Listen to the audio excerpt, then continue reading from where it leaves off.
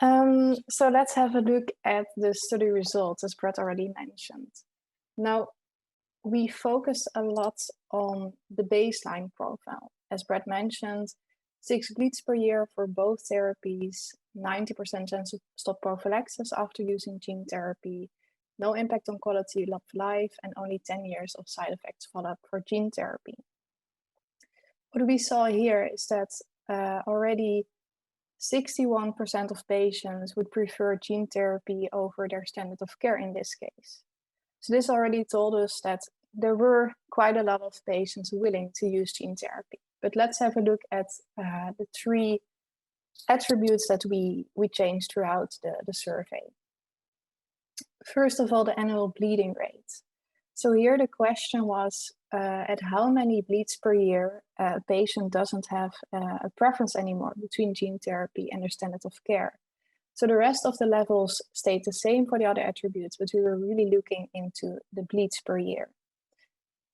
Now, when we have a look at this figure below, it shows you the percentage of patients that would prefer gene therapy at the different levels of bleedings per year. And when we look at the baseline question, we here see again the 61% of patients that would prefer gene therapy over standard of care if the number of bleeds are the same with both therapies. So that's our starting point. Now, when looking at the left, we also see the percentage of patients that would prefer gene therapy when gene therapy would come with 0 bleeds. And this is 88%, so quite a lot, but there's also still a number of patients that would never want to use gene therapy under the conditions presented here. So even if gene therapy would result in 0 bleeds, then they would still not accept gene therapy. And that was 12% in our case here. Then looking at the next series, so chance to stop prophylaxis, similar to the annual bleeding rate series, here we wanted to see at what percentage to chance to stop prophylaxis patients would no longer have a preference, so to see when they would switch. Looking at the figure below, we see again then the preferability of gene therapy according to chance to stop prophylaxis. When we start here at baseline, so 90% chance to stop prophylaxis after gene therapy, we see again the 61% of patients that would prefer gene therapy. When we then look at the left, when it's going towards 100% chance to stop prophylaxis, we see that 68% of patients still wants to receive gene therapy. But here we see also a higher percentage of patients that would not want to use gene therapy in this case, in this profile as shown above. So this told us that probably the other attributes like annual bleeding rate are a bit more important for them to consider when making their choice for gene therapy or not. Now, when we look on the right side of this graph, we also see that there is still a small group of patients, 29%, that would still prefer gene therapy, even if there is a very low chance to stop prophylaxis, 20%. And in interviews with patients, we saw that these are patients that would accept any type of chance to stop prophylaxis, really to get a break from that continuous use of prophylaxis therapy. And then the quality of life series. So here the question was regarding the level needed for quality of life to switch. We will start again at the baseline question. So here we see again that 61% of patients would prefer gene therapy if there's no difference between quality of life with the standard of care and gene therapy. When we go down to the left, we see that there is 87% of patients that would prefer gene therapy if they would be able to get almost perfect quality of life with gene therapy. There's also still a group of patients that would not accept gene therapy, even if it could result in 100 quality of lives on a score of 0 to 100.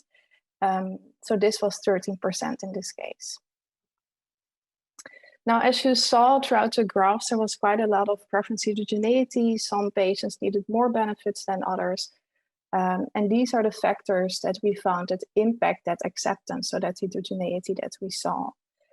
First of all, regional differences. This was one of the most important factors. We saw that participants living in Flanders, so in the north of Belgium, required less benefit than those living in Wallonia, so in the south, to prefer gene therapy.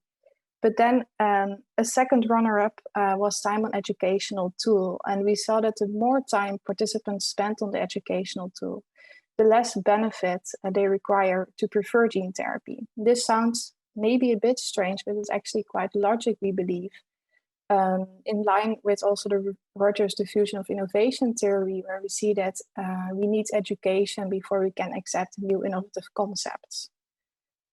And then we also have two other factors that contributed to this heterogeneity, or were able to explain it a bit, but only in some of the series that we did. So age, the older the participant was, the more chances of prophylaxis they required. So that only had an impact on that series. And then also their current annual bleeding rate had an impact on the annual bleeding rate they would want to have from gene therapy. So those were the results, but what does this now mean in practice?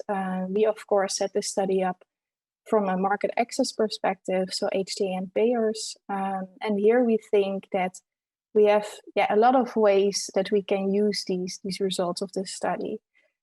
On the one hand, when we look at the top treatment features that we were able to identify in the qualitative phase with the interviews, we think that this can be helpful to design outcome-based agreements to make sure that the outcomes included here are also relevant to patients and in a similar way in real-world evidence studies. And then regarding the trade-offs and acceptability, so the results that I just showed you, we think that this may be helpful in valuation of the benefits, the risks, but also other elements that go beyond health gain. And then last but not least here, these results can also help to get a better estimation of the budget impact of gene therapies. So matching the gene therapy profile to the percentage of patients will show us how many patients will actually accept gene therapy in real life. And this may be lower than what we would expect. So in conclusion, we have identified the top 5 of attributes, of which we only used 4 in the survey, but the top 5 was annual bleeding rate, factor level, uncertainty and long-term risks, impact on daily life, and probability that prophylaxis can be stopped.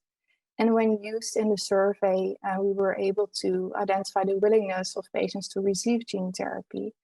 And up to 88% of patients with hemophilia would prefer gene therapy over the standard of care, at least in the conditions presented in our survey. In contrast, at least 8% of patients would never want to accept gene therapy. So these are the patients that across the different series, so across the questions regarding annual bleeding rate, chances of prophylaxis, and quality of life, would never accept gene therapy. And this was 8% in our sample. We also identified preference heterogeneity as shown, and we believe that this is something that should really be explored in great detail in future preference studies on gene therapy.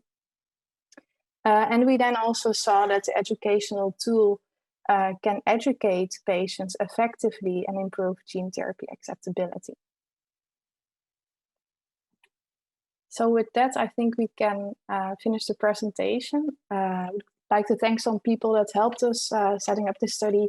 As you can see here, thank you for your attention, and I think we will go to the Q&A then.